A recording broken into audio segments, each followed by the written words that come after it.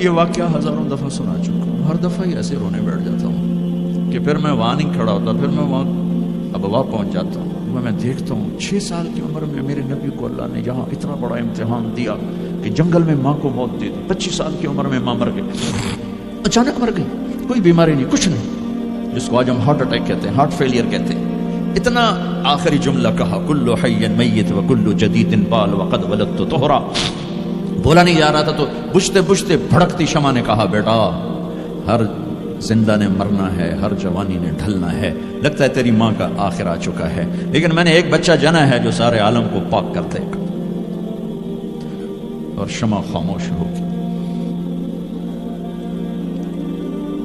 کس طرح انہیں دفن کیا، میں وہاں کھڑا یہی سوچتا رہا کہ یہاں قبر بنائی کیسے ہوگی، پتھر ہیں، کوئی لوگ گزرے ہوں گے یا پتھر جوڑ کے۔ جب ایمن نوکرانی ساتھ ہیں، وہ ان کو لے کر نیچے اتری، اونٹنی کے قریب پہنچی تو آپ نے ہاتھ چھڑایا اور پھر بھاگے، پہاڑی پہ چڑھ گئے۔ ایمن پیچھے گئیں تو وہ منظر تھا کہ شاید اس وقت عرش بھی رو رہا ہوگا۔ اللہ کے نبی نے ماں کی قبر کو چمٹایا ہوتا سینے کے ساتھ، قبر پہ سے گرے پڑے، اور جب ایمن قریب آئیں تو وہ نوحہ کہہ رہے تھے کہ پتھر بھی پگھل رہے تھے کہ ماں جی آپ کو تو پتا تھا آپ کے سوا میرا کوئی نہ تھا، آپ مجھے چھوڑ کے کیوں چلے گئے، آپ مجھے چھوڑ کے کہاں چلے گئے۔ ایمن نے اٹھانا چاہا، انکار کر دے گا، میں نہیں جاتا، میں نہیں ماں کو چھوڑ کے جاتا، کھینچ کے لے گئی، گھسٹتا ہوا بچہ پہاڑ سے اتارا۔ 2 دن روتے روتے مکے کا سفر ہے، پھر کھانا بھی بند ہو گیا، پینا بھی بند ہو گیا، سوائے زمزم کے چند گھونٹ پانی کے سارا دن نہ کھاتے تھے نہ پیتے تھے، اکیلے بیٹھے رہتے، نہ ماں نہ باپ نہ بھائی نہ بہن، 57 سال کے بعد ماں کی قبر پر پہنچے اور قبر کے سرہانے آ کر بیٹھے، گوڈے اوپر اٹھائے اور ہاتھ یہاں رکھے اور سر گوڈوں میں دیے، جیسے چھوٹے بچے رونے کی پوزیشن بناتے ہیں، یہ چھوٹی جگہ میں دکھا نہیں سکتا، اور پھر جو رونا شروع کیا، اتنا روئے کہ ساری تاڑی سارا سینہ آنسوں سے بھر گیا، جیسے کوئی معصوم بچہ، جیسے 6 سال کا محمد رو رہا صلی اللہ علیہ وسلم، اتنا روئے کہ وجود ہل گیا، اور پھر فرمایا کہ میں آگے نہیں جاؤں گا، میں رات یہیں رہوں گا۔ تم کیا جانو رشتے کیا ہوتے ہیں، تمہیں صرف پونڈ گننے آتے ہیں، تم سے مراد میں بھی اور سارے بھی، کہ ناراض نہ ہو جاؤ، ساری امت کا یہی حال، رات وہاں گزاری، ہائے کیا کہہ رہے ہیں، کاش میری ماں کبھی ہوتی، میں ایسی خدمت کرتا کہ بریڈ فورڈ والے بھی یاد کرتے ہیں، میں ایسی خدمت کرتا کہ میں عشاء کی نماز کے مصلی پر کھڑا ہوتا اور سورۃ فاتحہ پڑھ رہا ہوتا، اور پھر ادھر سے میری ماں کہتی محمد، تو میں نماز توڑ کے کہتا لبیک اماں جی، ماں جی حاضر ہوں، ماں جی حاضر۔ مچھلی کھانا چھوٹا گناہ ہے، شراب بیچنا بڑا گناہ ہے، سود کھانا بڑا گناہ ہے، ڈرگ بیچنا بڑا گناہ ہے، چوری ڈاکے ظلم و ستم کیا امت نہیں کر رہی، بے گناہ قتل، جھوٹے الزام تہمتیں، کیا حشر کر دیا جنید جمشید کا، یہ اسلام ہے۔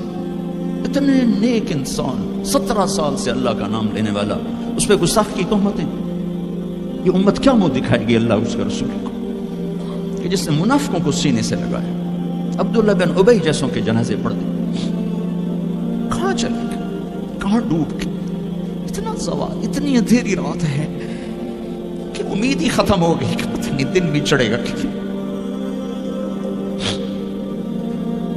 دین کے نام لینے والے جب دین کو ذبح کرنے پہ آ جائیں، ممبر پہ بیٹھنے والے جب نفرتوں کی آگ بھڑکانے لگے، کس سے غلطی نہیں ہوتی، ایک پاک انبیاء کی ذات ہے جن کی زبان پہ اللہ بولتا، باقی طارق جمیلہ روزانہ مجھے 40 سال ہو گئے بیان کرتے ہوئے، میں خطا نہیں کروں گا تو اور کیا کروں گا، مجھ سے پوچھو تو صحیح، میں غلطی سے کہہ گئے، جان بوجھ کے کہہ گئے، ہو سکتا ہے میں نے غلطی سے کہہ دیا،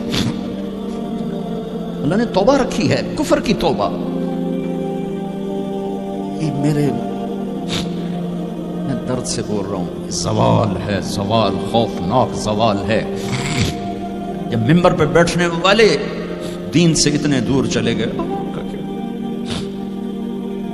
طلیحہ نے نبوت کا دعویٰ کیا اور لڑائی کی صحابہ سے. وقاشہ بن محسن جیسے بدری صحابی کو شہید کیا, اتنے بڑے مقام کے صحابی کو شہید کیا. اور حضرت عمر کے زمانے میں توبہ کرنے آیا, آپ نے گلے لگا لیا توبہ تو سب کفر کے نبوت کے دعوے. میرا اللہ کہتا میں تو ہر بیان میں کہہ رہا ہوں کہ دھرتی گناہوں سے بھر کے ایک دفعہ کہو یا اللہ میری توبہ, تو اللہ کہتا جاؤ سب معاف کیا. یہ میں زوال بتاؤ آج امت کتنی پستی میں چلی گئی ہے, کس قدر فرقہ واریت نے ایک اژدہا کی شکل اختیار کر لی ہے. ایک دوسرے کو سلام کرنے سے کہ کافر کافر کافر کتے خنزیر. میرا نبی ایسے بولتا تھا. میں انسان ہوں, بول رہا ہوں, بولتے بولتے کوئی غلط جملہ بول سکتا. گستاخی کا جان بوجھ کے کرنے والا یقیناً دارہ اسلام سے خارج. عمل چھوڑنے سے آدمی کافر نہیں ہوتا, گستاخی کرنے سے, نماز چھوڑنے سے کافر نہیں ہوتا, گناہگار ہے. نماز کی گستاخی کرنے سے وہ دارہ اسلام سے نکلتا ہے, لیکن اس کے لیے بھی توبہ کا دروازہ کھلا ہوا ہے. لیکن یہ کتنا تعصب ہے, نفرت ہے کہ ایک آدمی کی 17 سال کی پاک زندگی کو ایک غلطی پر کفر بنا دیا. یہ گراوٹ ہے, زوال ہے. ہمیں بندر خنزیر بنانے کے لیے فرقہ واریت ہی کافی تھی. اس کملی والے کو دعائیں دو جس نے حسن حسین کو ذبح بنا دیا. تمہارے لیے ہاتھ اٹھو, میری امت کے ساتھ کیا کرے گا, پوچھ کیا ہو. اور وہاں سے جواب آتا ہے ساتھ دوں گا. ایک لمحہ جہاں سانس کا تار ٹوٹتا ہے اس کے اگلے لمحے طارق جمیل ہٹ کر میت آ جاتا, مولانا ہٹ کے ڈیڈ باڈی آ جاتا, ہاتھوں سے اٹھا کر زمین کی تہ میں دبا کے واپس آ کر. کسی کو یاد نہیں ہوتا کوئی ماں تھی جو راتوں کو تڑپتی تھی, کہیں بھی کوئی یاد نہیں کرتا کہ کوئی تھا, کسی کو یاد نہیں آتا ہے. یہ بے رحم دنیا کا بے رحم قانون ہے. لہذا جنہوں نے بے وفائی کرنی ہے ان کے لیے اس وفاؤں والے اللہ کو نہ چھوڑو. جنہوں نے بے وفائی کرنی ہے ان کی وجہ سے وفاؤں والے محمد مصطفیٰ صلی اللہ علیہ وسلم کا دامن مت چھوڑو. جس دن اللہ کے سامنے پیش ہونا ہے وہ میری آپ کی عزت اور ذلت کا فیصلہ ہے, کامیابی ناکامی کا فیصلہ ہے, بلندی اور پستی کا فیصلہ ہے, جنت اور جہنم کا فیصلہ ہے. یہاں چیزوں کو تولا جاتا ہے, لوگوں کو ڈالر میں تولا جاتا ہے, سونے چاندی میں تولا جاتا ہے, گاڑیوں گھر میں تولا جاتا ہے. وہاں اللہ عمل میں تولے گا, بول میں تولے گا, اخلاق میں تولے گا. یہاں چیزوں کا وزن ہے, وہ بے وزن ہو جائیں گی. وہاں اعمال کا وزن ہوگا جن کا آج کوئی وزن نہیں. میں گالی دوں کوئی نظر نہیں آتا, میں دعا دوں کچھ نظر نہیں آتا, جھوٹ بولا کچھ پتہ نہیں, سچ بولا کچھ پتہ نہیں, حلال کمایا کچھ پتہ نہیں, شراب بیچ کے کمایا کچھ پتہ نہیں ہے. دونوں طرح نظام چلتا ہے, شراب کے پیسے سے بھی گھر چلتا ہے اور محنت مزدوری سے بھی گھر چلتا ہے, لیکن اوپر ایک سسٹم چل رہا ہے. اقرأ کتابک کفی بنفسک اليوم علیک حسیبا. یہ پڑھ, تیری زندگی کی دیوار پر سب کچھ لکھا ہو, تیری زندگی کی کاپی پر سب کچھ لکھا ہو. آج عمل تو لے جائیں گے.